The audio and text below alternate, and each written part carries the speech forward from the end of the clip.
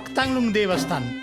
यो प्रसिद्ध देवस्थल नेपालको मेची अञ्चल अन्तर्गत ताप्लेजुङ जिल्लाको लेलेप गाविस वार्ड नम्बर 9 मा अवस्थित दुर्गम हिमाली क्षेत्र हुन्सामा रहेको छ। समुद्र सतहबाट 7090 मिटर उचाइमा रहेको कुम्भकर्ण हिमाल तथा 8598 मिटर उचाइ रहेको विश्वको तेस्रो तथा अग्लो कञ्चनजङ्घा हिमाल र तिनीहरूको वक्षस्थलमा अवस्थित यो देवस्थललाई पूर्वी नेपालमा बसोबास गर्ने त्यहाँका आदिवासी किराँत लिम्बू जातिहरूको पावन तीर्थस्थल मानिन्छ। किराँत लिम्बू भाषा अनुसार यो देवस्थललाई फक्ताङलुङ नामले पुकारिन्छ। यो देवस्थललाई किन फक्ताङलुङ नामले पुकारिएको हो भन्ने सम्बन्धमा मुन्दुममा वर्णन गरे अनुसार सृष्टिकालमा मानिसको कुम जस्तो आकृति भएको कुम्भकर्ण हिमालबाट एउटा विशाल शिला पड्केर यो मैदानमा आइपुगी स्थिर हुन गयो। पछि त्यस दिव्य शिलालाई यहाँका लिम्बू जातिहरूले फक्ताङलुङ नामले पुकार्न थाले।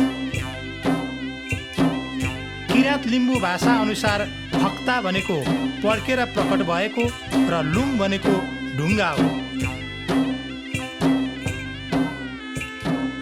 यो दिव्य शिला कुम जस्तो पर्वत पड्केर उछिटिँदै यहाँ आइपुगेर स्थिर भएकोले यसलाई फक्ताङलुङ नामले पुकारिएको हो। यो देवस्थल भन्दा केही माथि ओक्ताङ नामको अर्को प्रसिद्ध देवधाम रहेको छ।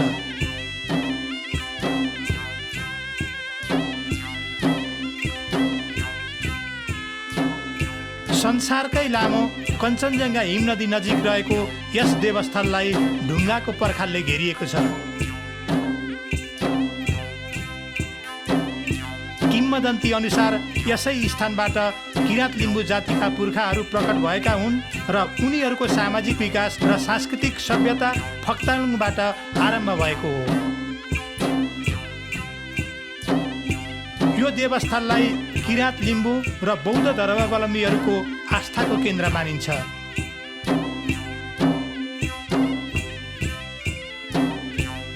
यस देवस्थान क्षेत्रमा 2 विशाल मैदानहरू रहेका छन्। ती मैदानहरूलाई मारुङ तेम्बे अर्थात् मातृ मैदान र पारुङ तेम्बे अर्थात् पितृ मैदान नामले पुकारिन्छ। यी मैदानहरूको केन्द्रमा फक्ताङलुङ नामक एक विशाल दिव्य शिला रहेको छ। यो शिलाको दायाँ बायाँ प्रत्येकमा करिब 40-50 जना मानिस अट्टाउने 2वटा ओडारहरू रहेका छन्। ती ओडारहरूलाई मारुङ फुक्कु अर्थात् मातृ ओडार र पारुङ फुक्कु अर्थात् पितृ ओडार नामले पुकारिन्छ।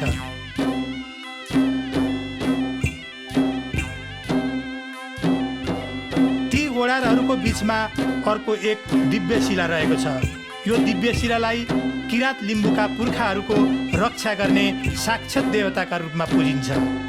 किराँत लिम्बू मिथक अनुसार यिनै ओडारहरूबाट उनीहरूका पछिल्ला पुर्खाहरू मुनिला खेयाङना, खापुनामा, मरङनामा, लिङ्गेरना आदि प्रकट भएका थिए र यहीँबाट उनीहरूका शाखा सन्तानहरू अन्यत्र फैलिँदै गएका हुन्।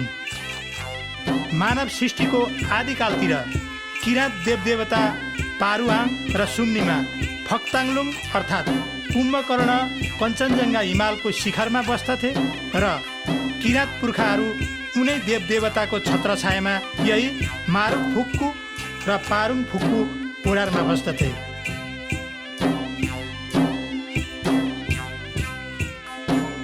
यस धरतीमा मानव सृष्टि हुनुभन्दा पहिले पोरोक्मी यम्फामी देवताले सुरुमा एक पुरुष रूप र एक स्त्री रूपको रचना गरी आफ्नो किसिमको आत्मा हालिदिएर पहाड पर्वतको पवित्र हावाले फुक्दा बढ्दै जाने शरीर बनाई अग्लो टाकुरामा लगेर राखिदिए।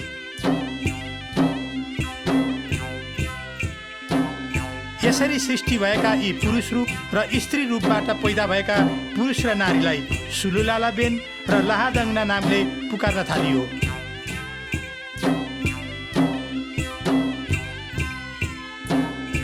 उनीहरूको कोखबाट जन्मिएका छोराछोरी अर्थात् चेली माइतीको आपसी संसर्गबाट नयाँ सन्तान पैदा भए।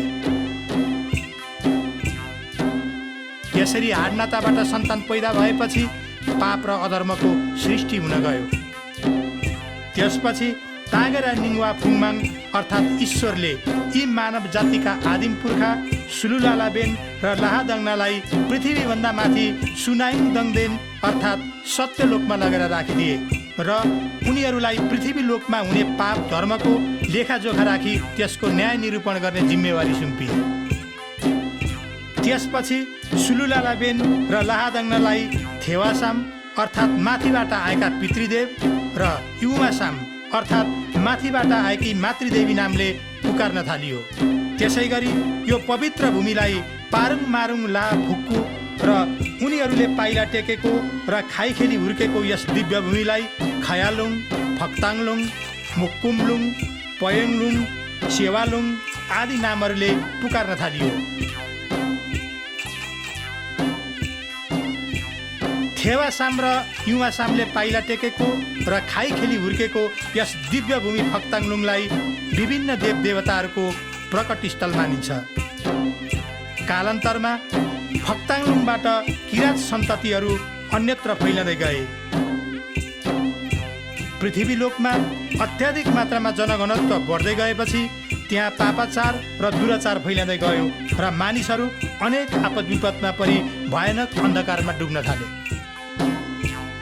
यस्तो अवस्थाबाट गुज्रिरहेका मानव जातिलाई युक्ति, बुद्धि र उपाय प्रदान गर्न युमासाम प्रकट हुनुभएको फक्ताङलुङ पर्वत फुटेर अर्को माफारा पर्वत उत्पन्न हुन गयो।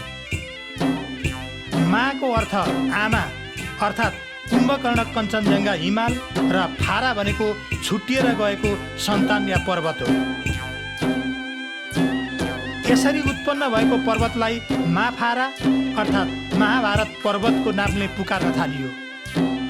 त्यसपछि युमासामले अनेक रूपहरू बदल्दै यही माफारा पर्वत श्रृङ्खलाको डाँडै डाँडा भएर उँधो उँधो झर्दै पहाड पर्वतहरूबाट घेरिएका ताल र पोखरीहरू फुटाउँदै आफ्ना सन्तानहरूलाई खेती गर्ने, कपडा बुन्ने, धागो टाङ्ने ठाउँहरू बनाउँदै र समाजमा जन्मने, बाँच्ने, मर्ने आदि संस्कार र रीतिथितिहरू बाँड्दै हिँड्नुभयो।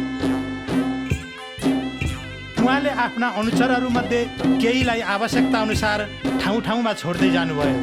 त्यसै गरी थेवासामले पनि माफारा अर्थात् महाभारत पहाडको डाँडै डाँडा उँधो झरेर आफ्ना सन्ततिहरूलाई राजत्व ज्ञानसहित बुद्धि र विवेक बाँड्दै हिँड्नुभयो।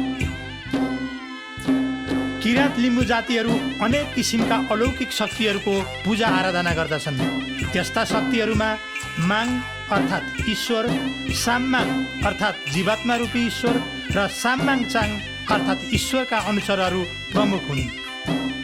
किरात लिम्बू जातिका मुख्य देवतालाई तागेरा निङवा फुङमाङ सर्वव्यापी परमात्मा एवं विश्व ब्रह्माण्डका सृष्टिकर्ता आदि शक्ति मानिन्छ। यी देवता अदृश्य, अद्भुत र निराकार हुन्छन्। यिनलाई युमासाममाङ अर्थात् मातृशक्तिका रूपमा समेत पूजिन्छ। युमासामलाई अन्धकार नाश गर्न ज्योति स्वरूपमा प्रकट हुनुभएकी देवी शक्तिको रूपमा पूजिन्छ। यसै गरी घर बाहिर रहेका देवताहरूमा सिरिङमा अर्थात् हिमालय पर्वतमा निवास गर्ने देवता, तक्सङवा अर्थात् सिकारी देवता, ताम्बुङना अर्थात् वनदेवी माई, सेङमा अर्थात् भिर पहरामा निवास गर्ने देवी एवं फुदोङमाङ अर्थात् विश्व ब्रह्माण्डमा घुमेर हिँड्ने देवता प्रमुख हुन्।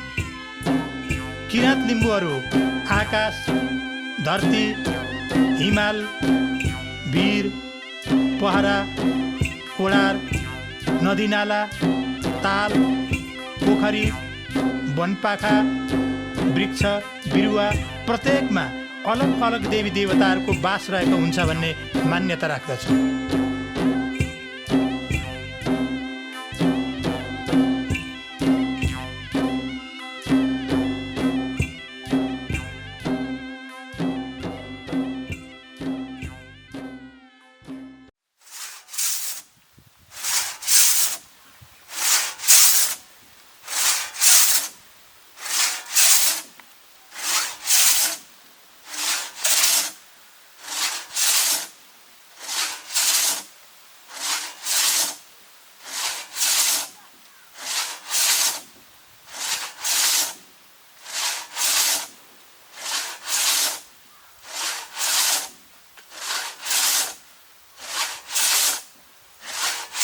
वो बोल गर्दै